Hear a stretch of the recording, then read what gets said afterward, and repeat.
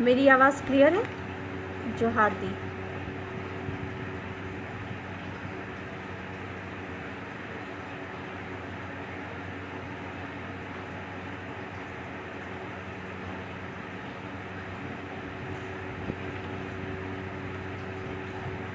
Professor ML Garasia दादा जोहार। जोहार दादा। देवेंद्र काकुड़िया जोहार दीदी जोहार। अच्छा, आवाज़ आ रही है, ठीक है। सबको जोहार। बहुत ज़्यादा समय नहीं है, इसलिए बहुत सारे लोगों के लाइव आने का वेट नहीं करते हुए मैं आज का मेरा जो लाइव है इसको शुरू करते हैं। दो मुद्दे हैं जिस पे आज मुझे लाइव आना था। एक तो सबसे पहला ज्वलंत मुद्दा है, दोनों ही ज्वलंत मुद्दे हैं। पहला, एक हाईकोर्ट में पिटीशन डाला गया था बागेश्वर धाम के आयोजन को रोकने के लिए, जो कि बालाघाट में होने जा रहा था। उस मुद्दे पे एक हाईकोर्ट में पिटीशन डाला गया था। हाईकोर्ट में जो हमारे जस्टिस महोदय ने उसको खारिज कर दिया। दो पिटीशन डाले गए थे, दोनों पे बहस हुई, दोनों को खारिज कर दिया, ठीक है। फर्स्ट वाले पे तो कुछ बहस भी हुई थी, सेकंड वाले पे तो बिल्कुल ही सुने नहीं और उसको खारिज कर दिया गया। लोग बहुत सी बातें बोल रहे हैं, ठीक है, वो बाद में आऊँगी। सेकंड मुद्दा जो है वो सुप्रीम कोर्ट का है, जिसमें 5वीं अनुसूची को लेकर पिटीशन डाला गया था सुप्रीम कोर्ट में, जो कि उड़ीसा से गया था। और उस पिटीशन में बहुत सारे मुद्दे डाले गए थे, लेकिन दोनों ही जो मुद्दे हैं, ठीक है, आपका जो हाई कोर्ट में डाला गया था, जो सुप्रीम कोर्ट में डाला गया था, दोनों ही आदिवासियों के हितार्थ पिटीशन डाले गए थे। लेकिन एक बात मैं साफ साफ क्लियर कह देना चाहती हूँ, हमारे जो भी आदिवासी भाई बंधु हैं या आदिवासी हितैषी जो भी गैर आदिवासी हैं, जो कि सुप्रीम कोर्ट या हाई कोर्ट में जाते हैं आदिवासी मुद्दों को लेकर, हाई कोर्ट में पिटीशन डालते हैं, सुप्रीम कोर्ट में पिटीशन डालते हैं, तो मेरा उनसे यही अनुरोध है कि कृपया होमवर्क करके जाइए, क्योंकि आप होमवर्क करके नहीं जाते हैं, अच्छे से तथ्य को पेश नहीं करते, सबूत को नहीं रखते हैं, तो वहाँ पे कोर्ट क्या करती है कि वो पिटीशन को खारिज कर देती है, ठीक है। आप होमवर्क करके नहीं जाते, आप बहस नहीं कर पाते हो, पिटीशन में क्या डालना है वो आपको पता नहीं है, आप ऐसे ही कुछ भी उठा के चले जाते हो। तो ये सारे मैटर पे पूरे देश भर के जितने भी आदिवासी समुदाय है, इनको खामियाजा भुगतना पड़ता है। तो मेरा आप सबसे यही अनुरोध है कि थोड़ा राय मशवरा लीजिए किसी भी मुद्दे को लेकर। चूँकि मैं भी ऐसा अपने मुँह मियाँ मिट्टू तो नहीं बन रही हूँ, लेकिन जो मेरा पर्सनल एक्सपीरियंस है, मैं भी जब सुप्रीम कोर्ट गई थी, सुप्रीम कोर्ट में एक पिटीशन भी चल रहा है, जो मुद्दा जिसपे जो आपके उड़ीसा में सुप्रीम कोर्ट में जो गए हुए हैं लोग, मैं आपको दिखा देना चाह रही हूँ वो पिटीशन पे। सेम उसी पिटीशन पे मैं भी सुप्रीम कोर्ट में गई हुई हूँ, अपने जो आदिवासी समुदाय के लोग हैं उनके माध्यम से सुप्रीम कोर्ट में गए हुए हैं। ये जो मैटर है जिसमें सुप्रीम कोर्ट का पिटीशन डाला हुआ था, उड़ीसा के कुछ आदिवासी हितैषी संगठनों ने डाला था ये पिटीशन, जिसमें सुप्रीम कोर्ट ने क्या ऑर्डर दिया, पिटीशन तो सबसे पहले रिजेक्ट कर दिया, एक्सेप्ट भी नहीं किया, और ऑर्डर क्या दिया कि गैर आदिवासियों को वोटिंग करने से नहीं रोक सकते, ठीक है। हमारा दूसरा मुद्दा जो है बहुत ही महत्वपूर्ण मुद्दा है, हाईकोर्ट में जो पिटीशन अभी रिजेक्ट हुआ है उस पर हम बाद में आएंगे। पहले ये मैटर पे चूँकि समय अभाव था, मैं लाइव नहीं आ पा रही थी, तो ये मैटर से जो है कि गैर आदिवासियों को वोटिंग से नहीं रोक सकते, आप तथ्य सबूत को अच्छे से रख नहीं पाते पिटीशन में। आपका पिटीशन इतना अच्छा होना चाहिए कि जज देखकर ही उसको एक्सेप्ट कर ले। सबसे पहली बात तो ये आप लोगों को मशवरा देना चाहूँगी कि चूँकि जब आप हाई कोर्ट या सुप्रीम कोर्ट के सामने खड़े होते हैं तो बहस उतनी नहीं हो पाती। आप क्या ड्राफ्ट कर रहे हो, उस ड्राफ्ट को ही पढ़ के ही जज को ये समझ में आ जाना चाहिए कि ये मैटर हमारे लेने लायक है, ठीक है। मेरा पर्सनल एक्सपीरियंस भी था दोनों मुद्दों को लेकर। एक मेरा पर्सनल एक्सपीरियंस ये भी है कि जो सुप्रीम कोर्ट या हाई कोर्ट कभी भी ये देखती है कि आप जो हैं किस तरह से, आप सामाजिक है या पॉलिटिकल आपका कुछ इंटेंशन है, ये सबसे पहले ध्यान में रखते हुए पिटीशन को एक्सेप्ट करती है। अगर आपका पॉलिटिकल इश्यू है कि आप उस पिटीशन के माध्यम से नेम फेम लेना चाह रहे हैं, उस पर हाईलाइट होना चाह रहे हैं, तो वो पिटीशन को फेंक देंगे, ठीक है। सुप्रीम कोर्ट, हाई कोर्ट दोनों में यही चीज़ें हैं कि वो पिटीशन को फेंक दिया जाएगा। आपको ये प्रूव करना पड़ेगा कि आपका इंटेंशन सामाजिक है, आप हमेशा से समाज के लिए करते आ रहे। हम भी उस चीज़ से गुजर चुके हैं। हमारा शुरू से लेके अभी तक जो था कि सामाजिक मुद्दा था, इस कारण से सुप्रीम कोर्ट ने पूरा जांच पड़ताल किया कि कितने हम सामाजिक है, कि हमारा कोई पॉलिटिकल इश्यू नहीं है, तब जाके हमारा पिटीशन उन्होंने एक्सेप्ट किया था, ऐसे नहीं किया था। तो ये जो आपका जजमेंट आया हुआ, ऑर्डर आया हुआ, रिजेक्ट करने के बाद जजमेंट ही कहा जाएगा, तो वो बिना तथ्य, बिना सबूत या फिर मतलब कि कहा जाए कि कम जानकारी के अभाव में जो पिटीशन डाला गया, उसके माध्यम से ये जो ऑर्डर आया कि 11 आदिवासियों को वोटिंग से नहीं रोक सकते, ठीक है। सेकंड चीज़ क्या है कि इसमें जो मुद्दे यहाँ पे मेरे को दिखाई दे रहे हैं, पहला क्या कि संविधान की 5वीं अनुसूची के अनुसार अधिसूचित क्षेत्र में 11 आदिवासी नहीं रह सकते और मतदान नहीं कर सकते। 1 सेकेंड प्लीज़, मेरे को मैसेज करना अभी बंद करिए, फेसबुक व्हाट्सअप में प्लीज़ अभी बंद करिए, मैं डिस्टर्ब हो जाती हूँ। बहुत ही महत्वपूर्ण मुद्दे पे बात चल रही है, लोगों को जानकारी देना भी बहुत ज़रूरी है। समय अभाव है, बहुत ज़्यादा मैं लाइव नहीं आ सकती, इसलिए कृपया करके मुझे डिस्टर्ब करना प्लीज़ अभी बंद कर दीजिए, ठीक है। बातें बाद में भी हो सकती है। तो ये जो बात कर रहे हैं यहाँ पे सुप्रीम कोर्ट की, और सबसे पहली बात कि जब हम अपने तर्क, तथ्य, सबूत हम नहीं रख पाते हैं और हम क्या करते हैं कि जो न्यायपालिका को हम गलत ठहराते हैं, ये बिल्कुल गलत बात है, ठीक है। मुझे जहाँ तक पता है, मेरा पर्सनल एक्सपीरियंस जो कहता है, मेरा जो नॉलेज कहता है कि एक मैंने अभी हाल फिलहाल में पोस्ट किया था, पहले मैं अभी हटा देती हूँ, 1 सेकेंड, कहाँ गया,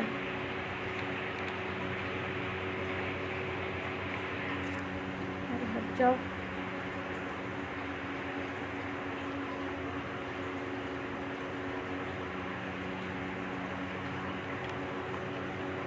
अब ये पिटीशन इसको मैं हटा दिया अभी मैंने फ़िलहाल के लिए। तो अभी हाल फिलहाल में मैंने पोस्ट भी किया था कि सुप्रीम कोर्ट या हाई कोर्ट पे आदिवासियों का पिटीशन कैसे एक्सेप्ट हो, इसके पीछे एक निंजा टेक्निक है। वो निंजा टेक्निक क्या है, मैं आज आप लोगों को बताना चाह रही हूँ।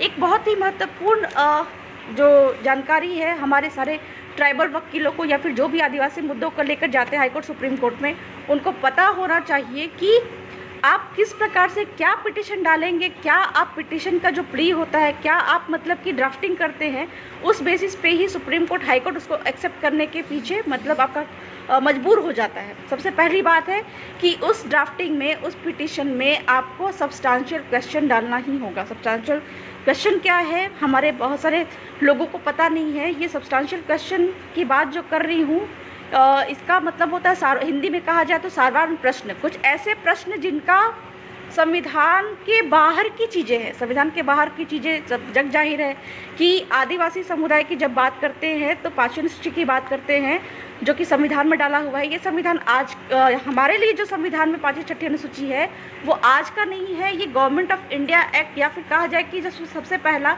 हमारे बाप दादाओं की लड़ाई से शेड्यूल डिस्ट्रिक्ट एक्ट जब लागू हुआ था 1874 से, तब से वो चली आ रही है। तो कभी भी ये सब्सटेंशियल क्वेश्चन, जो कि आपका संविधान में इस चीज़ की जानकारी नहीं मिलेगी, आप सब्सटेंशियल क्वेश्चन डालिए कि इन चीज़ों पे मतलब कि वहाँ तक जाने की हमको ज़रूरत है। कुछ ना कुछ ऐसे आपको पिटीशन में चीज़ें डालने की ज़रूरत है जिसका जवाब संविधान में नहीं है, संविधान के बाहर भी, यानी कि शेड्यूल डिस्ट्रिक्ट एक्ट या फिर गवर्नमेंट ऑफ इंडिया एक्ट का कोई सेक्शन हो गया या फिर कुछ इस तरह की चीज़ें हैं, वहाँ पे आप जाइए। जो कि 5वीं अनुसूची केवल संविधान की बात नहीं है, ये इसके पीछे बहुत हिस्ट्री में जाने की ज़रूरत है। तो कभी भी सब्सटेंशियल क्वेश्चन, जो कि आपका इंडियन एविडेंस एक्ट है, ठीक है, भारतीय साक्ष्य अधिनियम, वो यही बात कहता है कि किसी भी कोर्ट को वो पिटीशन एक्सेप्ट करना ही होगा जहाँ पे आपका विधि का साधारण प्रश्न उत्पन्न खड़ा होता है। दूसरी बात है कि फोर्स ऑफ लॉ वहाँ पे होने चाहिए। जहाँ पे फोर्स ऑफ लॉ है तो आपको सुप्रीम कोर्ट के जज या हाई कोर्ट के जज उस पिटीशन को एक्सेप्ट करते ही कहते हैं। तो हल्के में हम पिटीशन को ड्राफ्ट कर लेते हैं और फिर उसको वहाँ पे जज के सामने हम डाल देते हैं। बहुत आपको क्लियर पता होना चाहिए कि जज के सामने बहुत लोगों की बोलती बंद हो जाती है। जो भी चीज़ें हैं आप ड्राफ्टिंग करिए, ड्राफ्टिंग कितना अच्छा करिए, ऐसी चीज़ें उसमें डालिए कि पढ़ के ही जज को हो जाए कि हाँ, इस पे बहस करने की ज़रूरत है। क्योंकि आपका संविधान के आर्टिकल, आपका जो सुप्रीम कोर्ट के जो मैटर आप देखिएगा, सुप्रीम कोर्ट वाले अनुच्छेद में आप जाइएगा, आर्टिकल 145 है, 143 है, ठीक है, वहाँ पे आप देखिएगा तो उनमें ये विधि के साधारण प्रश्न का ही चर्चा है, जिसमें ये बात साफ साफ सुप्रीम कोर्ट को कहा गया है कि यदि विधि का कोई सर्वण प्रश्न उत्पन्न खड़ा होता है, ठीक है, तो वहाँ पे जज के बैठने की संख्या 5 होगी, यानी कि 5 जो होते हैं संवैधानिक जज, जो बेंचेस होते हैं वो बैठेंगे, कॉन्स्टिट्यूशनल बेंच बैठेंगे, और फिर वहाँ पे उसको एक्सेप्ट करना ही पड़ेगा जज को। तो ये दोनों पिटिशन में मैंने देखा है चीज़ें थी ज़रूर, लेकिन हल्के में निपट गए हैं। पहला जो सुप्रीम कोर्ट का जो उदाहरण मैं दे रही थी उसमें एक बात ये उठ रही थी कि अनुसूचित क्षेत्र में जो सामान्य कानून है, लोक प्रतिनिधित्व कानून, वो लागू नहीं है। और यहाँ पे हमने क्या कहा, जो पिटिशन जिन्होंने डाला है उन्होंने क्या कहा कि यहाँ पे राज्यपाल को नोटिफिकेशन निकालना चाहिए था, और नोटिफिकेशन के अनुसार करना चाहिए था कि जो लोक प्रतिनिधित्व अधिनियम है वो यहाँ पे आदिवासी क्षेत्र में लागू नहीं होगा। चूँकि राज्यपाल ने ये नोटिफिकेशन नहीं निकाला तो ये अधिनियम, जो लोक प्रतिनिधित्व अधिनियम है, ये लागू नहीं है। तो गलत बात है, यहाँ पे मैं क्लियर करना चाहूँगी, ठीक है। हम कह सही रहे हैं कि 1950 के पहले के कानून और 1950 के बाद के कानून लागू नहीं है। एक बात मैं साफ साफ क्लियर कर देना चाहूँगी, उड़ीसा और झारखंड में ये बात 2 बार आई है कि अंग्रेजी कानून जो है वो लागू करने के लिए राज्यपाल की अनुमति आवश्यक होती है। ये बार बार दूसरी बार मैं ये देख रही हूँ कि इस तरह का पिटिशन डाला हुआ है, लेकिन यहाँ पे क्लैरिफिकेशन में ये देना चाहूँगी कि 1950 के बाद में राज्यपाल, जो संविधान में जो लिखित है 5वीं अनुसूची के पैराग्राफ 5 में आप देखिएगा, वहाँ पे क्या लिखा हुआ है कि राज्यपाल जो हैं वो चाहे तो किसी अधिनियम को लागू कर सकते हैं या किसी अधिनियम को संशोधन के तहत लागू कर सकते हैं। इसका मतलब ये होता है कि राज्यपाल के पास पावर है, लेकिन वो मे भी है, वो चाहे तो कर सकते हैं, नहीं चाहे तो नहीं कर सकते हैं। और अगर वो मतलब किस तरह का कोई संशोधन नहीं करते हैं या ऐसा नोटिफिकेशन नहीं निकालते, फॉर एग्जांपल किसी क्षेत्र में गौ रक्षा अधिनियम लागू, ठीक है, किसी राज्य में, झारखंड की ही बात ले ले, गौ रक्षा अधिनियम लागू है, लेकिन किसी किसी ट्राइबल समुदाय में क्या है कि वो कस्टम सिस्टम में है, तो राज्यपाल को ये चीज़ पावर है उनके पास में कि वो एक नोटिफिकेशन, पब्लिक नोटिफिकेशन निकाले, अधिसूचना निकाले कि ये जो कानून है वो इन आदिवासी क्षेत्रों में लागू नहीं होगा। तो ये मतलब कि जो पावर उनके पास में है, या फिर ऐसा कर सकते हैं कि जो 32 ट्राइब है, 32 ट्राइब में से इन में लागू नहीं होगा, इन में लागू होगा। चूँकि ये जो मतलब कि एक्ट है, ये उनके रूढ़ि प्रथा में वो चीज़ आता है, ठीक है। बहुत खुल के नहीं बोलना चाहूँगी, लेकिन इस तरह की चीज़ें राज्यपाल के पास में पावर है, लेकिन वो क्या है कि अपने पावर का इस्तेमाल नहीं करते हैं। अब यहाँ पे तो हम फंस के रह जाते हैं कि 1950 के बाद का बना हुआ लोक प्रतिनिधित्व कानून, चूँकि राज्यपाल 1950 के पहले क्या था कि राज्यपाल बिल्कुल नोटिफिकेशन निकालते ही थे कि हर कानून के लिए कि ये कानून यहाँ पे लागू होगा और ये कानून यहाँ पे लागू नहीं होगा। लेकिन 1950 के बाद वहाँ पे मे भी कर दिया है, उनको पावर हल्के में दे दिया है, आप चाहे तो करिए, नहीं चाहे तो मत करिए, ठीक है। और अगर आप नहीं करते हैं तो वो कानून सीधे यहाँ पे लागू हो जाएगा 5वीं क्षेत्र में। मतलब कि इतने दिन से हम बोलते आ रहे थे कि आदिवासी क्षेत्र में सामान्य कानून लागू नहीं होते, तो क्या वो गलत है? नहीं, बिल्कुल हम सही है। अनुसूचित क्षेत्र में ये जो हम राज्यपाल पे डाल रहे हैं कि ये अंग्रेजी कानून लागू नहीं होंगे या सामान्य कानून लागू नहीं होंगे, गलत है। अगर सामान्य कानून की बात करें, 1950 के बाद के बने हुए कानून की बात करें, तो राज्यपाल के पास में पावर थोड़ा है, वो चाहे तो कर सकते हैं, चाहे तो नहीं कर सकते हैं। लेकिन हर एक जो अधिनियम है 1950 के बने हुए, हर अधिनियम को, हर मेजर पॉलिसी को वो पहले राष्ट्रीय अनुसूचित जनजाति आयोग में जाना चाहिए, तब जाके टीएसी में आना चाहिए, और तब जाके राज्य या फिर केंद्रीय स्तर पे वो कानून को लागू होना चाहिए। वो हर एक अधिनियम की बात कर रहे हैं। अगर हम बात कर रहे हैं लोक प्रतिनिधित्व अधिनियम की, ठीक है, केंद्रीय कानून है, तो इसको अनुसूचित क्षेत्र में लागू होने के लिए, राज्य में लागू होने के लिए सबसे पहले आपका राष्ट्रीय अनुसूचित जनजाति आयोग के पास में जाना चाहिए, जो कि बहुत ही मेजर पॉलिसी था, 51 का कानून था, बहुत ही मेजर पॉलिसी था वो। या तो मतलब कि आपका, चूँकि यहाँ पे एक बात क्लियर है कि 1950 के पहले आदिवासी क्षेत्र में चुनाव नहीं होते थे, और फिर जो 1950 के बाद में जो 51 में जो चुनाव हुए, ठीक है, सामान्य चुनाव जो हुए, तो ये बहुत बड़ा मेजर पॉलिसी है। कमीशन की स्थापना होनी चाहिए थी। आपके संविधान के आर्टिकल 338 में लिखा हुआ है, 338 में फिर आगे ये भी लिखा हुआ है कि जितने भी पॉलिसी हैं, ठीक है, केंद्र स्तर के, मैं आपको साफ साफ बता देना चाहती हूँ कि समता जजमेंट 1997 के आने के बाद हमारे राष्ट्रपति महोदया प्रतिभा पाटिल ने वर्ष 2012-13 में पूरे राज्यपालों की एक मीटिंग बिठाई थी, और उसमें मतलब कि राष्ट्रीय अनुसूचित जनजाति आयोग का पूरा मतलब कि उनका जो वार्षिक रिपोर्ट है उसमें जनजाति आयोग ने ये साफ साफ कहा है कि सारे अधिनियम और सारे जितने भी मेजर पॉलिसी हैं, राज्य की नीति है, उनको हमारे पास में आना चाहिए था, हमसे डिस्कस करना चाहिए, तब जाके लोकसभा, विधानसभा, राज्यसभा वगैरह में लागू होकर तब जाके राज्य में या फिर केंद्रीय कानून या फिर राज्य का कानून लागू होना चाहिए। ठीक है, क्योंकि ट्राइबल के हम हितैषी है, ट्राइबल के लिए हमको अपॉइंट किया गया है संविधान के तहत में। तो ये बात जो है पिटीशन में डाला गया है कि राज्यपाल पे डाल दिया गया है, वहाँ पे हमको डालना चाहिए था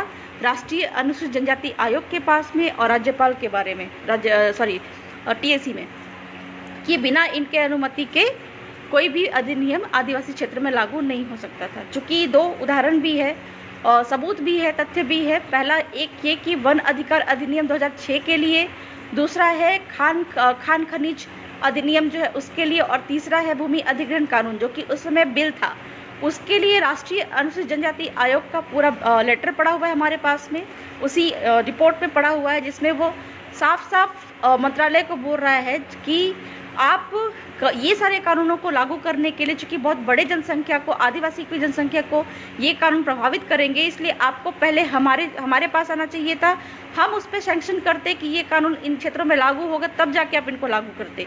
इस तरह का चूँकि आपने हमारे पास नहीं आए, इसलिए इन सारे कानूनों की कौन सी, वन अधिकार अधिनियम, खान खनन अधिनियम अभी बना नहीं है चूँकि केंद्रीय स्तर पे, और तीसरा है आपका भूमि अधिग्रहण कानून। तो ये कानून को चूँकि हमारे पास में राष्ट्रीय अनुसूचित जनजाति आयोग के पास में आप नहीं लेके आए, इसलिए इनकी वैधता पे प्रश्न खड़ा होता है। ठीक इसी प्रकार सारे कानूनों के जो भी सामान्य कानून है, इनकी वैधता पे प्रश्न खड़ा होता है।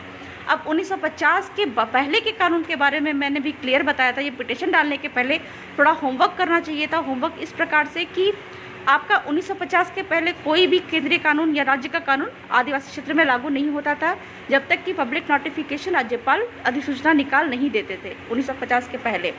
और जहाँ पे भी मतलब कि ये सारे जो कानून के बारे में लागू होते थे, वहाँ पे पब्लिक नोटिफिकेशन निकला हुआ था। फॉर एग्जांपल कहीं पे जहाँ पे IPC लागू हुआ, तो IPC का बुक आप पढ़िएगा, उसमें नीचे में लिखा हुआ होगा कि शेड्यूल डिस्ट्रिक्ट एक्ट के संथाल परगना क्षेत्र में ये IPC इतना डेट को लागू हुआ, फलाना क्षेत्र को आपका रांची लोहरदगा क्षेत्र में फलाना तारीख को लागू हुआ। ठीक है, CPC के लिए वैसे ही होगा, आपका भूमि अधिग्रहण कानून के लिए भी वैसे ही होगा, वो डेट के साथ में शेड्यूल डिस्ट्रिक्ट एक्ट के फलाना तारीख को, आपका क्षेत्र के फलाना तारीख को ये जो कानून उन क्षेत्रों में लागू हुआ। वो नोटिफिकेशन निकालते थे राज्यपाल 1950 के पहले।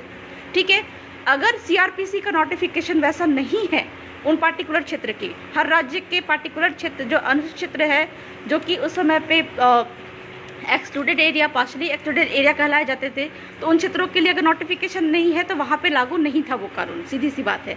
भूमि अधिग्रहण की बात हो तो वो अगर वैसा नोटिफिकेशन है कि इन क्षेत्रों में फलाना क्षेत्र में लागू था, तो वहाँ पे लागू होगा। चूँकि इस पे एक जजमेंट आया, राम कृपाल भगत जजमेंट 1969 है, बिहार का जजमेंट है, सुप्रीम कोर्ट का जजमेंट।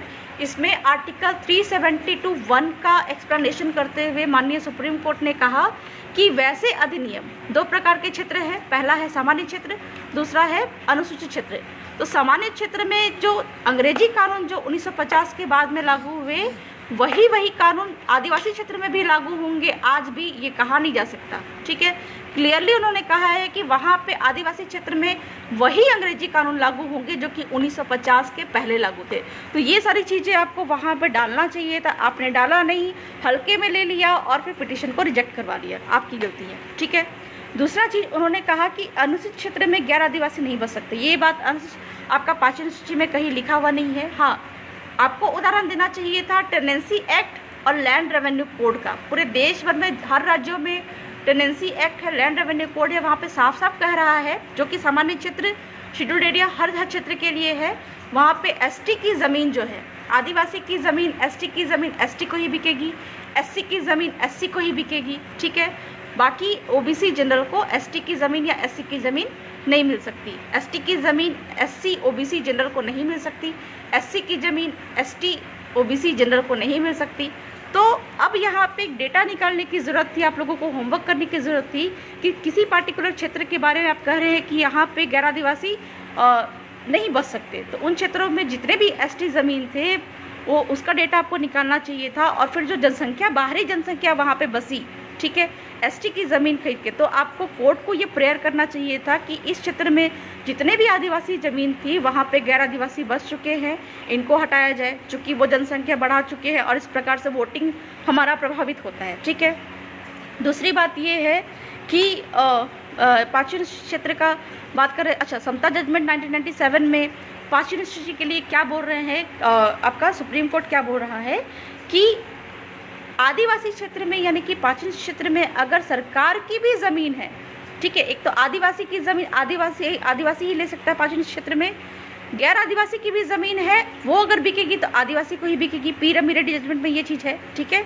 और समता जजमेंट में क्या कह रहा है कि सरकार की अगर ज़मीन भी है किसी आदिवासी क्षेत्र में, 5th शेड्यूल एरिया में, अगर सरकार की भी ज़मीन है वो अगर दान करे, विक्रय करे, सेल करे या फिर किसी कंपनी को दे तो वो सिर्फ और सिर्फ आदिवासी को ही दे सकते हैं, चाहे वो सरकारी ज़मीन भी केंद्र सरकार या राज्य सरकार की क्यों ना हो, सरकारी ज़मीन जो है वो केवल और केवल आदिवासी को ही देंगे। ये जजमेंट में आया है। तो आपको ये चीज़ों का उदाहरण देना चाहिए था, जो कि मैंने सारे पिटीशन में आपका जो ढेबर कमेटी का उदाहरण भी मैं दे चुकी हूँ, लोक प्रतिनिधित्व अधिनियम का भी उदाहरण दे चुकी है, ये सारे चीज़ों का कि ट्राइबल सीट प्रभावित हो रहे हैं हमारे, जो इस तरह की चीज़ें हैं। मेरा तो पिटीशन एक्सेप्ट किया, मेरा तो रिजेक्ट नहीं किया। तो मुद्दा ये उठता है कि आप कितना पॉइंट्स, आप कितने चीज़ें उस पिटीशन में तर्क के साथ रख सकते हो। ये जो दो चीज़ें मैं देख रही हूँ पिटीशन में जो आप बता रहे हो, मैं आपको फिर दिखा दे रही हूँ, ये दो चीज़ें आप जो दिखा रहे हो ये कहीं से भी मतलब कि लीगल मेरे को दिखाई नहीं दे रहा है। एक तो वही कि पाचन क्षेत्र में गैर आदिवासी नहीं रह सकते, मतदान नहीं कर सकते। नो डाउट गैर आदिवासियों की जनसंख्या बढ़ती जा रही है, चूँकि एक तो आदिवासी की ज़मीन पाचन सूची में ये प्रावधान है, आदिवासी की ज़मीन आदिवासी ही खरीद सकता है। इनफैक्ट गैर आदिवासी भी ज़मीन बेचेगा तो वो भी आदिवासी को ही बिकेगा। ठीक है, सरकार की ज़मीन भी अगर है तो वो भी आदिवासी को ही बिकेगी। तो ये सारी चीज़ों पे आपको वहाँ पे ये करने की ज़रूरत थी कि एक जांच बिठाने की ज़रूरत थी। कोर्ट से आप मांग कर सकते थे कि जांच बिठाइए, चूँकि जनसंख्या बढ़ गई है, हमारा शेड्यूल्ड एरिया घट रहा है, चूँकि ढेबर कमेटी में ये आपका प्रावधान दिया गया कि 50% ट्राइबल पॉपुलेशन रहा तो ही शेड्यूल एरिया रहेगा या फिर आपका ट्राइबल सीट रहेगा, ट्राइबल सीट घटते जा रहे हैं। तो इस आधार पे आपको पिटीशन डालने की ज़रूरत थी, वो चीज़ आपने किया नहीं। और सामान्य कानून या फिर जो अंग्रेजी कानून की बात कर रहे हैं, आपको राम कृपाल भगत जजमेंट, आपका national commission for schedule tribe और टीएसी का उदाहरण देना चाहिए था कि जितने भी पुराने और नए कानून हैं इनको पहले जनजाति आयोग में और टीएसी में आना चाहिए था, तब जाके आदिवासी क्षेत्र में लागू होना चाहिए था। तो इस आधार पे गलत आधार पे आप जो पिटीशन डालते हैं उससे क्या है, पूरे देश भर के आदिवासियों को बहुत ही खतरनाक, बहुत ही बड़ा नुकसान हो जाता है। ठीक है, तो निराश होने की ज़रूरत नहीं है। ये जो सुप्रीम कोर्ट का पिटीशन है इसका भी काट है, ऑब्वियसली पिटीशन मेरा वहाँ पे लगा हुआ है, और भी पिटीशन डाल सकते हैं इनके काउंटर में। ठीक है, निराश होने की ज़रूरत नहीं है। ठीक है, सेकंड जो मतलब कि आपका पिटीशन डाला हुआ है हाईकोर्ट की, जो बहुत ही महत्वपूर्ण मुद्दा है, हाईकोर्ट की बात कर रहे हैं, जहाँ पे बागेश्वर धाम, ठीक है, का आयोजन हो रहा था, उसको रोकने के लिए पिटीशन डाले हुए। सबसे पहले मैंने क्लियर बताया कि हाई कोर्ट या सुप्रीम कोर्ट साफ साफ देखते हैं। पहला जो पिटीशन डाला हुआ था उसको रिजेक्ट किया, उसके पहले मतलब कि रीज़न यही दिया गया। उसमें क्या डाला हुआ था कि 5वीं सूची क्षेत्र यानी कि यहाँ पे मध्य प्रदेश में जो है, मध्य प्रदेश के बालाघाट में मैं आपको दिखा रही हूँ कि पेसा एक्ट के तहत ग्राम सभा की अनुमति लेना आवश्यक है। ठीक है, मध्य प्रदेश का पेसा एक्ट मैंने देखा, झुंझुनू कानून है, जो ओरिजिनल पेसा कानून है 1997 का, उसको बिल्कुल काट छाट करके पता नहीं क्या डाल दिया है। हमारे लोगों ने पता नहीं उसका विरोध किया कि नहीं किया, गलती आपकी है, मध्य प्रदेश के लोगों की है। आपको पेसा एक्ट, ठीक है, 2022 को चैलेंज करना चाहिए हाई कोर्ट में या सुप्रीम कोर्ट में। ठीक है, किस आधार पे? इस आधार पे कि ये बात आप जो कह रहे हैं कि किसी भी आयोजन के लिए ग्राम सभा की अनुमति आवश्यक होती है, बिल्कुल है। ओरिजिनल जो पेसा कानून है उसमें ये बात बिल्कुल है कि किसी भी आयोजन के लिए, चूँकि हमारे रीति रिवाज परंपरा का भी मतलब आपका 1 सेकेंड, हाँ, चूँकि पेसा कानून का उदाहरण दिया गया वो पिटीशन में बागेश्वर धाम आयोजन को रोकने के लिए कि हमारे ग्राम सभा को ये पावर है कि हम किसी भी आयोजन को रोक सकते हैं, जबकि आपको मैं साफ साफ बता दूं कि मध्य प्रदेश का जो पेसा कानून है उसमें जो झुंझुनू कानून दे दिया गया, जबकि ओरिजिनल का जो 1996 का जो पेसा कानून था उसमें ये पावर ऑब्वियसली आपका 4E में है, ओरिजिनल वाले पेशा कानून में, कि ग्राम सभा चाहे तो हर एक तरह के इस तरह के जो आयोजन हैं इस पे मतलब कि थोड़ा ध्यान रख सकता है, बाहरी लोगों के प्रवेश वगैरह में भी मतलब कि ख्याल रख सकता है। ओरिजिनल पेशा में ये था, लेकिन अभी के जो पेशा कानून में जो है मध्य प्रदेश में, इसमें झुनझुना आपको थमा दिया गया है, लॉलीपॉप थमा दिया गया है। तो इस आधार पे इस पेशा कानून को चैलेंज करने की ज़रूरत है। इसी पिटीशन में अगर ये जो पिटीशन को दोबारा फाइल किया जाता है तो पेशा कानून को जो आप चैलेंज कर सकते हैं, आपका पिटीशन बिल्कुल एक्सेप्ट होगा। लेकिन तथ्य के साथ में कि जो 1996 का जो पेशा कानून है उसमें रूढ़िगत ग्राम सभा को वेटेज दिया गया है, और इस पेशा कानून में क्या है कि रूढ़िगत ग्राम सभा के पावर को छीन लिया गया है। और संविधान का अनुच्छेद 13(3) का अनुच्छेद 13 जो है उसमें साफ साफ है, या फिर मौलिक अधिकारों का हनन जो भी कानून करता है, चाहे वो केंद्र का हो चाहे राज्य का हो, अगर मौलिक अधिकार का हनन करता हो, हमारे जो रूढ़ी प्रथा का हनन करता हो, तो वो कानून शुरू से ही शून्य हो जाएगी। तो इस प्रकार से पेशा कानून को चैलेंज करने की जरूरत है, वो पिटीशन एक्सेप्ट होगा। उसी पिटीशन में फिर आप मतलब कि आपको क्या डालने की ज़रूरत थी? सबसे पहली बात कि जो पहला वाला पिटीशन था उसमें एक पेशा कानून का उदाहरण दिया गया था। दूसरा क्या था कि कोर्ट ने ये बात कही, जो सरकारी वकील है उन्होंने ये बात कहा कि ये जो पिटीशन डाला गया है इसके पीछे इंटेंशन इनका पॉलिटिकल है, ठीक है। तो आप किसी को भी लेके जाते, हो सकते इस पर कितना सच्चाई है वो तो मैं नहीं कह सकती, लेकिन आपने माहौल ही ऐसा क्रिएट किया कि सामने वाले को लगा कि ये पिटीशन सच में पॉलिटिकल है। सबसे पहली बात कि किसी व्यक्ति विशेष को लेके ठीक है आप चले भी गए, लेकिन मेरा एक ये था कि थोड़ा सब्सटेंशियल क्वेश्चन को लेके डालते ताकि वहाँ पे कोर्ट भी मजबूर हो जाती कि उस पिटीशन को एक्सेप्ट आपको करना ही है, ठीक है। तथ्य मांगे गए थे, फर्स्ट वाले सेकंड वाले दोनों में ही तथ्य मांगे गए थे कि किस प्रकार से जो आदिवासियों को वहाँ बागेश्वर धाम के आयोजन से दिक्कत हो सकती है, ठीक है। वहाँ पे वकील बात नहीं रख पाए कि किस प्रकार से हमको दिक्कत है। तो सबसे पहली बात कि इस आयोजन से, मैं किसी एक पार्टिकुलर इसकी बात नहीं कर रही हूँ, सबसे पहली बात कि कलेक्टर महोदय को, किसी भी राज्य सरकार को अनुच्छेद 19(5) के तहत ये पावर है कि किसी भी इस तरह के आयोजन को वहाँ के स्थानीय लोग और अनुसूचित जनजाति के हितार्थ रोक सकते हैं। इस पर एक जजमेंट भी आया था, धन बहादुर घुरोटी बनाम वो आपका जो गारो हिल्स का जजमेंट है, जिसमें जो डिप्टी कमिश्नर ने, ठीक है, डिप्टी कमिश्नर ने किसी व्यक्ति को रोक दिया था, चूँकि ये कहते हुए कि यहाँ पे आदिवासियों की अपनी अलग रूढ़ी परंपरा है, तो कोई बाहरी व्यक्ति आएगा या फिर कोई नेपाली व्यक्ति आएगा तो इनकी रीति रिवाज परंपरा को नुकसान पहुँच सकता है। तो इस प्रकार का डिप्टी कमिश्नर के पास पावर था, उन्होंने उसका इस्तेमाल किया। हमारे लोगों को पहले कमिश्नर के पास में जाना चाहिए था, कमिश्नर दैट मीन्स कि सॉरी DC, ठीक है, DC के पास में जाना चाहिए था, ठीक है, उपायुक्त के पास में जाना चाहिए था। उनको ये बात बतानी चाहिए थी कि ये आयोजन अगर होगा तो हमारे लोगों को ये तरीके से नुकसान हो सकता है। क्या क्या तरीके से नुकसान हो सकता है ये बात आपको DC के सामने भी रखने की ज़रूरत थी, उपायुक्त के सामने भी रखने की ज़रूरत थी, कलेक्टर के पास में रखने की ज़रूरत थी, और कोर्ट के सामने भी रखने की ज़रूरत है कि हमारे आदिवासियों का जो ST का स्टेटस प्राप्त है, ठीक है, संविधान के तहत है। संविधान के पिटीशन में ये बात साफ साफ क्लियर होना चाहिए कि ST का स्टेटस, इस आयोजन से हमारे ST के स्टेटस को खतरा हो सकता है, और हमारा जो क्षेत्र है, शेड्यूल्ड एरिया है, इसको खतरा हो सकता है। हमारे रीति रिवाज परंपरा के अनुसार के तहत ही हमको ST का स्टेटस है, ठीक है, केवल रीति रिवाज परंपरा की बात नहीं है।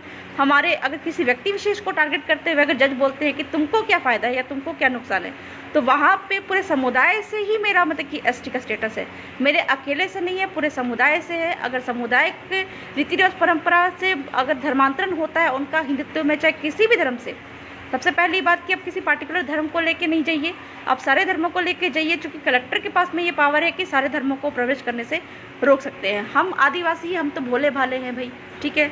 जहाँ पे हमको जो सुनाई देता है, हमको अगर कहा जाता है कि ये कपड़े का प्रचार हो रहा है, हम वो कपड़ा खरीद लेते हैं। ठीक वैसे ही हमारे क्षेत्र में अगर धर्मों का प्रचार होगा तो हम आदिवासी तो उस धर्म की तरफ आकर्षित होंगे ही। तो गलती किसकी है? सरकार की। मैं बार बार बोल रही हूँ, सरकार के पास में पावर है 19(5) के तहत कि आप उस आयोजन को रोक सकते हैं ताकि यहाँ पे आदिवासी की रीति रिवाज परंपरा को नुकसान ना हो। ठीक है, आदिवासियों की अलग रीति रिवाज परंपरा है। संविधान का अनुच्छेद 25 जो है, इस पे आपका मधु किशोर जजमेंट भी आया हुआ है बिहार का। इसमें साफ साफ क्लियर किया गया है कि अनुच्छेद 25 के तहत जो हिंदुत्व की परिभाषा है, इसमें बौद्ध, जैन, सिख भी आते हैं, लेकिन आदिवासी उसमें नहीं आते, यानी कि आदिवासी हिंदू नहीं है। ठीक है, उनकी अपनी अलग रीति रिवाज है, उनका कस्टमरी लॉ है।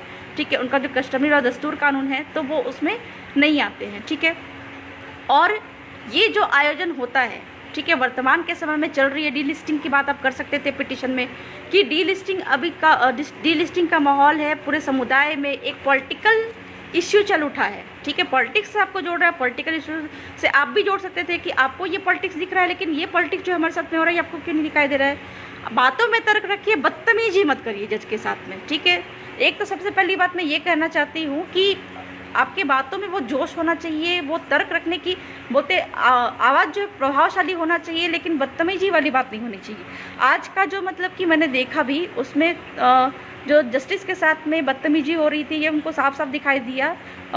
मैं ये कहती हूँ कि भगवान को पूजना बंद करिए, लेकिन अगर जज है, चाहे वो हाई कोर्ट के हो, सेशन कोर्ट के ही क्यों ना हो, ठीक है, उनसे आपको चूँकि गरज आपको है, तकलीफ आपको है, तो आपको थोड़ा झुक के तो रहना ही पड़ेगा, ठीक है।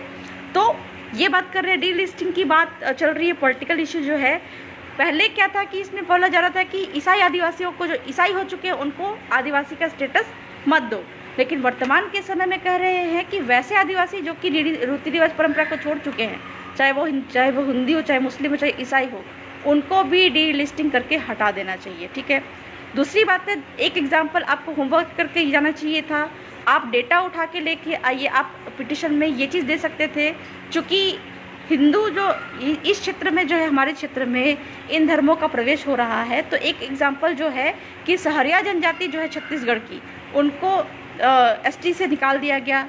झारखंड के तमाड़िया जनजाति हैं, उनको एसटी से निकाल दिया गया, यह कहते हुए कि ये हिंदू धर्म के करीब हैं, अपनी रीति रिवाज परंपरा को छोड़ चुके हैं, अपने जन्म संस्कार, मृत्यु संस्कार, शादी संस्कार में पंडितों को बुलाते हैं, इस प्रकार इनको एसटी से निकाल दिया गया, ठीक है। और दूसरा है, एक छत्तीसगढ़ का उदाहरण है अजीत जोगी, जो कि ईसाई धर्म के थे, चूँकि वो रीति रिवाज परंपरा छोड़ चुके थे, जन्म, मृत्यु और शादी संस्कार में अपने जो पारंपरिक तरीके होते हैं उनको वो छोड़ चुके थे। इस प्रकार से अजीत जोगी को भी एसटी के सर्टिफिकेट से हटा दिया गया, ठीक है। ये एग्जाम्पल आप दे सकते थे कि इस प्रकार से धर्मों का यहाँ पे प्रवेश होता है, हमारे लोग इस आयोजन में शामिल होते हैं, धीरे धीरे करके हिंदू धर्मों की ओर आकर्षित होते हैं और हमारा रीति रिवाज परंपरा वो ख़त्म होता जाता है। क्यों? क्योंकि संविधान के तहत तो राष्ट्रपति को ये पावर है कि आदिवासी कौन होगा कौन नहीं होगा इसका निर्धारण करना, लेकिन वर्तमान के समय में पॉलिटिकल इश्यू ये भी है कि लोकूर कमेटी जो कि संविधान में है भी नहीं, उसके तहत आदिवासी होने का यानी कि शेड्यूल ट्राइब होने का 5 विशेषताएं बता दिया गया है। कौन कौन सा है?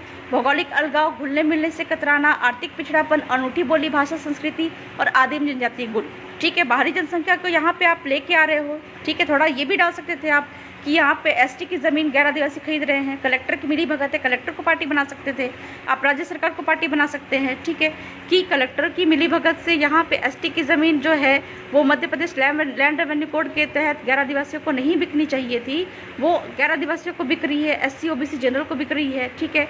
तो इस प्रकार से जो है बाहरी संस्कृति यहाँ पे घुसती जा रही है और उनके हितार्थ की तो बात ही नहीं है। हमारे हितार्थ जो है, हमारी जो रीति रिवाज परंपरा है उसका नुकसान होता जा रहा है। चूँकि एक बार हमने अपनी ये आयोजन होने से अगर हमारे लोग मतलब कि उस चीज़ पे प्रभाव में आ गए तो एक बहुत बड़ी जनसंख्या जो है वो अपना धर्मांतरण कर लेगी, कन्वर्ट हो जाएगी। डीलिस्टिंग की बात हो रही है, डीलिस्ट कर दिया जाएगा, हमारी जनसंख्या कम होगी।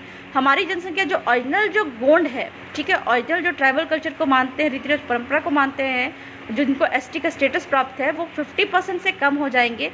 50% से कम होने के बाद जो ढेबर कमेटी बोलता है कि 50% की जनसंख्या अगर किसी क्षेत्र में है तो 50% अगर वहाँ पे ट्राइबल पॉपुलेशन है तो ही वहाँ पे उन क्षेत्र को शेड्यूल्ड एरिया कहा जाएगा और अन्यथा उस क्षेत्र को शेड्यूल्ड एरिया से हटा दिया जाएगा, ट्राइबल सीट घट जाएंगे। और एसटी का स्टेटस और शेड्यूल्ड एरिया घटने के बाद क्या हो जाएगा कि हमारे जल, जंगल, जमीन और खनिज पे जो सुप्रीम कोर्ट, हाई कोर्ट और जो मतलब आपका संविधान हमको प्रावधान देता है कि इन चीज़ों पे आदिवासियों का एकाधिकार है, इनका वर्चस्व है, वो ख़त्म हो जाएगा। तो इस प्रकार से किसी ये आयोजन होने से हमारे अस्तित्व को खतरा है। रीति रिवाज परंपरा तो छोड़िए, हमारे एसटी स्टेटस और हमारे जल, जंगल, जमीन, खनिज, यहाँ तक कि हमारा क्या कहे ट्राइबल सीट, ये 4 चीज़ों का मतलब कि खतरा है। तो इस तरह की चीज़ों को आप रख के हाईकोर्ट में पिटिशन डालते, पिटिशन में ही ये सारी चीज़ों को मेंशन कर देते, तो मैं दावे के साथ कह सकती हूँ कि कोर्ट वहाँ पे इस चीज़ को रिजेक्ट नहीं करता और हो सकता है कि इसको मतलब कि स्टे लगा देता। दूसरी बात है कि मैं ये साफ साफ करना चाहूँगी, किसी पार्टिकुलर व्यक्ति को आप टारगेट मत करिए, ठीक है।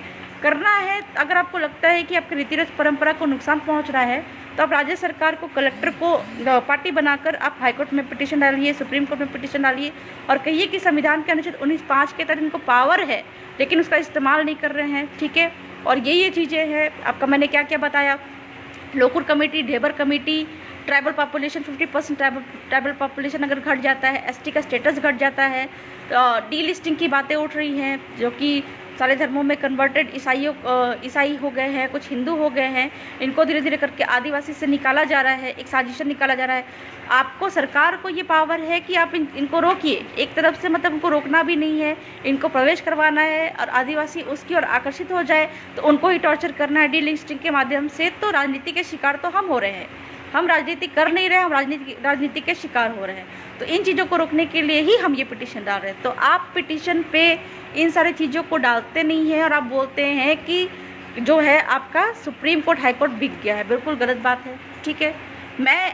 मैं भी अगर मतलब किसी हाई कोर्ट या सुप्रीम कोर्ट की जज होती, मेरे पास हज़ारों पिटीशन आए हुए होते, बहुत सारे महत्वपूर्ण मुद्दे आए हुए होते, उनकी जगह पे अगर कोई मेरे से इस तरह की बातें करता जो है और तथ्य वाली चीज़ें नहीं रखे तो मैं भी उस पिटीशन को फेंक दूँ, ठीक है। अभी की बात, अभी तो मतलब मेरे पास बहुत ज़्यादा काम नहीं है, लेकिन फिर भी कभी कभी मैं भी इरिटेट हो जाती हूँ जब बहुत सारे फ़ोन आए, मैसेजेस आए। लेकिन ये जो सुप्रीम कोर्ट, हाई कोर्ट या फिर सेशन कोर्ट के भी जज है, इनके मूड को देखते हुए, जो सच्चे वकील हैं, जो अच्छे वकील हैं, उनको पता है, क्योंकि हम भी कोर्ट कचहरी को झेले हुए, हमको पता है कि वो लोग क्या करते हैं कि जस्टिस के, जजों के मूड को देखते हुए पिटीशन डालते हैं, वैसे ही तर्क करते हैं, बहस करते हैं। पिछला वाला भी तथ्य बिल्कुल अधूरा था। वर्तमान आज का जो मैंने देखा वीडियो, उसमें भी वकील साहब जो है, ठीक है, उनका इंटेंशन बहुत अच्छा था, नो डाउट, लेकिन तर्क करने का वो तरीका नहीं था। First impression is the last impression, वो चीज़ वो पेश नहीं कर पाए। शुरुआत में उन्होंने ये कर दिया, ठीक है। जज जो है वो तीखा बात करेगा ही, चूँकि आपका पॉलिटिकल इश्यू हो सकता है कि आप राजनीति से मतलब कि हाईलाइट होना चाहते हैं। बिल्कुल उनका तथ्य जो है, चूँकि हम भी जब सुप्रीम कोर्ट गए थे, सुप्रीम कोर्ट ने एक एक चीज़ चेक की थी, मैं कौन सी किस सामाजिक संगठन से बिलोंग करती हूँ, कितने सालों से काम कर रही है, इस दौरान में मैंने कभी इलेक्शन लड़ा है या नहीं लड़ा है, ये सारी चीज़ों को चेक करके तब जाके वो पिटीशन एक्सेप्ट करते हैं। तो कभी भी आइंदा से कभी भी इस तरह की चीज़ें आपको पिटीशन डालना है, ये पिटीशन अंतिम नहीं है, निराश होने की आवश्यकता नहीं है, ये पिटीशन अंतिम नहीं है, बहुत सारे पिटीशन हैं, डाल सकते हैं हम इसके बाद भी। लेकिन कभी भी इस तरह के पिटीशन आप आगे डालें तो कोशिश करिए कि राय मशवरा बिल्कुल ले लीजिए, तब जाके आप पिटीशन डालिए। अन्यथा आपकी वजह से जो इस तरह के ऑर्डर आ जाते हैं बिना बहस के आधार पे, ठीक है, बिना जो तथ्य और सबूत आप नहीं डाल पाते, आपका इंटेंशन सही रहता है, नो डाउट, लेकिन तथ्य और सबूत के अभाव में आप जब पिटीशन डाल रहे होते हैं, उनसे क्या है कि बहुत बड़ी जनसंख्या जो है वो निराश हो जाती है। तो ये चीज़ें तो आइंदा से नहीं होनी चाहिए, ये मैं आशा और उम्मीद रखूँगी। तो जोहार, जय जोहार, जय आदिवासी।